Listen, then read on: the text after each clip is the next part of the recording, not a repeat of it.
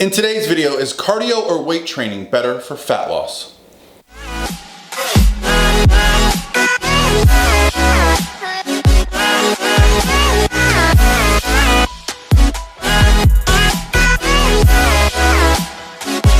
All by myself.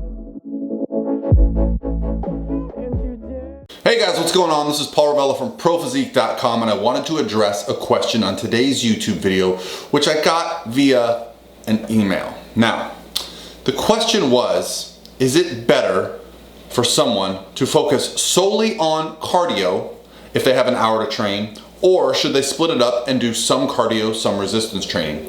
And I'll link a study below that was published in 2012. This was a short-term study that showed that there was no benefit to fat loss in this short-term study over doing just cardio or cardio and weights. And I want to talk about my thoughts on that, and I'll kind of probably surprise you people here, because most people that follow me are going to think I'm going to say, yes, you need to strength train. But in a short-term setting, if your only concern is fat loss, I would say prioritize cardio over resistance training. And here's why. Doing cardio burns more calories than resistance training will burn in the short term. Here's the caveat. Over a long term, if you start resistance training and you increase your lean body mass, your metabolic rate increases. So over time, you will burn more calories, okay? So it really depends on what your goal is here. So for the purpose of the email that I got, the question, which I'll post up here in the screenshot, hopefully I remember to edit that in. Yes, if it's a short-term goal, if we're talking a few weeks, less than a few months, and your number one target is going to be just getting your weight down, your body fat down, cardio is going to get you the best bang for your buck. Here's the real issue with cardiovascular exercise. Our bodies adapt to it rather quickly.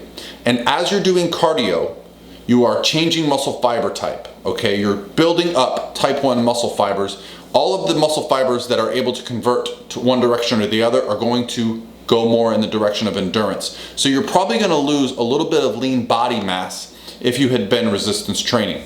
This is where I believe doing both, some resistance training, even if you're only able to get in maybe 2 full body sessions a week of resistance training, just getting those muscles fired up, getting some blood in there, that is going to benefit you over the long term. But if someone was to say to me, hey Paul, I just want to lose the most amount of body fat I can in the next 3-4 weeks, what should I do? Well, I would say if you have an hour, a couple days a week, cardio is going to be the king, okay? Now, it's going to be hard at first because most people can't perform cardio for an hour to start off. So you might even just consider doing cardio for the longest that you can, then maybe do some resistance training or flip-flop that based on your schedule. It all comes down to lifestyle, guys. I've worked with competitors, as most of you guys know. I also work with a good amount of obese population. What is my first suggestion to them? It's generally not to get in the gym and start crushing the weights. It's generally just, let's start walking. The power of walking for someone that has some weight to lose, I cannot stress this enough. Walking is magic. If you can walk 30 minutes, an hour a day, and I'm not talking about just strolling around the mall on your cell phone. I'm talking about you get outside, you put some good shoes on, and you go for 30, 40 minutes, an hour. If you can build up to that, you're going to see so many benefits. You know, your circulation, your heart's going to be pumping. You're going to have much better digestion. I feel like there's going to be a much better improvement in like blood sugar levels.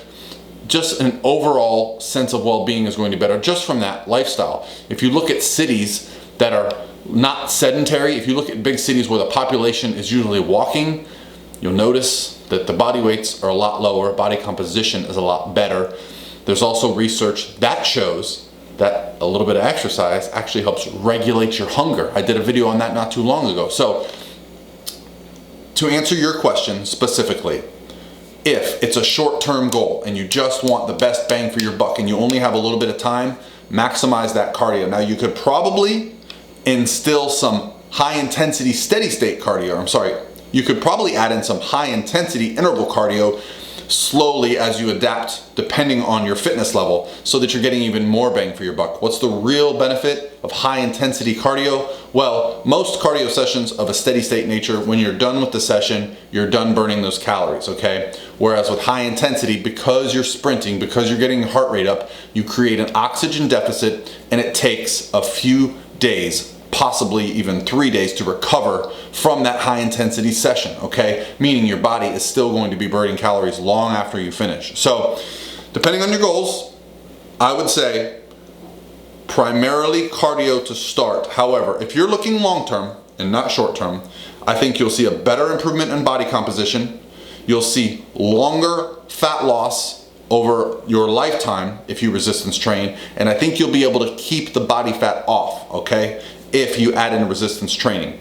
I know it's not a super straightforward answer, but based on what you told me, I would say just start with the cardio and start to get the weight off, and then that's when you can start focusing on, if you have a little more time in your schedule, adding some resistance training in. All right, guys, that's gonna be it for me today. Very exciting. Lauren Conlon is on her way over, and we are going to do a podcast today on post-contest binge eating, post-contest overeating, and maybe analyze some of the reasons why we shouldn't do it, and how we should recover from it. So if you're not following Redefine Healthy Radio, go give us a check out, and I'll talk to you guys tomorrow.